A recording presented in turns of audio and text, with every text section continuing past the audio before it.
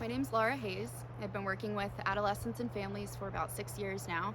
I've worked in wilderness, I've worked in residential treatment facilities as a behavior coach, wide variety of settings.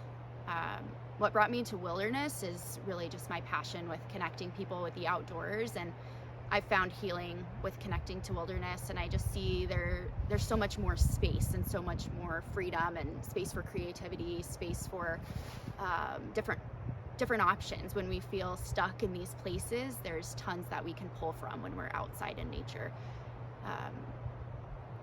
I also am really passionate about bringing in expressive arts and other forms of therapy. I utilize brain spotting, trauma center, trauma sensitive yoga, and other somatic based therapies. I do a lot of relational work, really building trust and connection.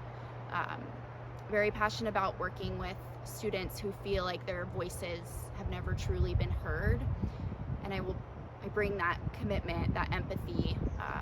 I'll look behind those labels, those barriers to trusting. Maybe a student's been labeled as treatment resistant, and I really work with them, being that detective and getting to the root of what is under all of that. That these defenses may come up, and there's more behind that.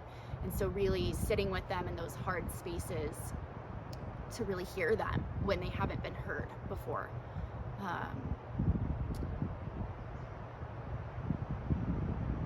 There's one story of a student I worked with that was very shut down, did not want to engage in therapy, would sit with her, and a lot of barriers to trusting, and also just barriers to finding the words to express what she wanted to say, and that story that was so deeply within her.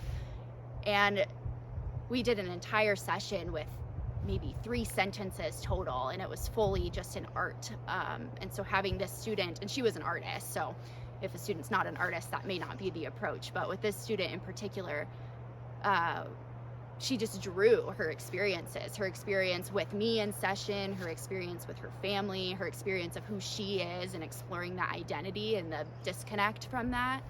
And I would just ask yes or no questions, or ask to hear a little bit more, and then she would draw more about that. And I think some students may not be able to find their voice through words, so maybe it's movement, maybe it's somatic experiencing, maybe it's brain spotting and getting more to that nervous system of where we hold that trauma, that it's not always in this verbal processing piece. And I definitely do verbal processing pieces, but I think combining that with other forms of therapy and just being in the wilderness, bringing in creative approaches, I think that connects us more to who we are. We are not just a brain. We are connected through our body, through our emotions, through our past experiences. And I think that's really what gets me passionate about this work, is connecting those pieces and being with them in a really trusting, relational piece.